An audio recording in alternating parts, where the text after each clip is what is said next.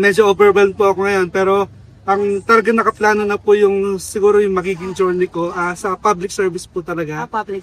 Bala ko pong mag-enter ng public attorney's office. Marami po kasi tayo nakikitang mga injustices ngayon, mga injustices, mga napagkakaitan ng privilege, ng makakamit ng tamang hustisya.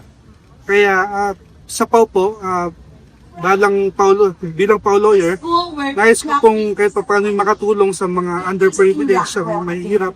Kasi po, simula pa lang po nang nag-law school po ako, talaga may puso na po ako para sa mahirap. Gusto ko na po makatulong para sa kanila.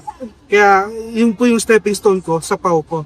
And then, sa public service po talaga. Hanggang ngayon, ay pa rin po makapaniwala. So, very thankful po. Ginawa kong motivation is matulungan po yung family ko and syempre makapagbigay servisyo na rin po sa mga people. Currently, kawani ako ngayon, so baka patuloy ako magsisilbi para sa kanila. So I just know this is my calling po, to be an instrument of His justice. Of course, bilang graduate ng PUP, isa lang naman ang lagi nating sinisigaw.